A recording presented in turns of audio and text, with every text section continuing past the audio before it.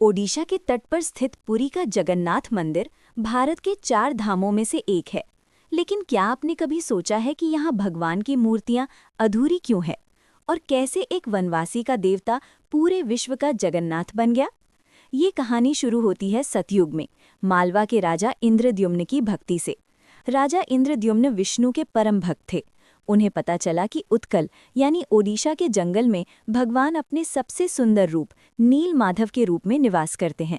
उन्हें अपने पुरोहित के भाई विद्यापति को उनकी खोज में भेजा। विद्यापति ने देखा कि एक कबीले का मुखिया विश्ववसु जंगल की एक गुफा में छुपकर नील माधव की पूजा करता है। विद्यापति ने विश्ववसु की बेटी ललिता से विवाह किया और उनकी मदद से वो गुफा तक पहुंच गए। जब राजा इंद्रद्युम्न वहां पहुंचे तो भगवान अंतर्धान हो चुके थे। राजा निराश हो गए। तभी एक आकाशवाणी हुई, मैं तुम्हें इस रूप में नहीं मिलूंगा, पर मैं दारू यानी लकड़ी के रूप में समुद्र में तैरता हुआ मिलूंगा।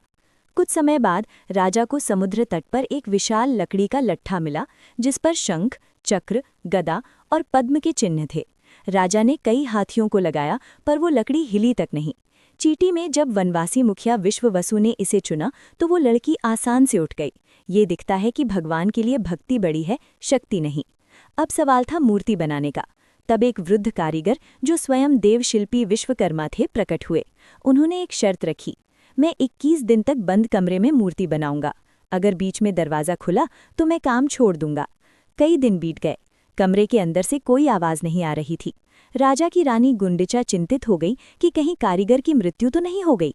उनके निवेदन पर राजा ने 15वें दिन दरवाज़ा खुलवा दिया। अंदर देखा तो कारीगर गायब था और 3 अधूरी मूर्तियां पड़ी थीं। न हाथ थे न पैर और आंखें बड़ी बड़ी थीं।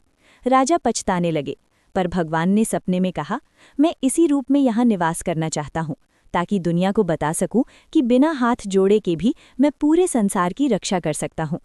क्या मंदिर से जुड़ा कुछ ऐसा रहस्य है जो आज का विज्ञान भी नहीं समझ पाया? ध्वज की दिशा। मंदिर के ऊपर लगा झंडा हमेशा हवा की उल्टी दिशा में लहरता है। सुदर्शन चक्र।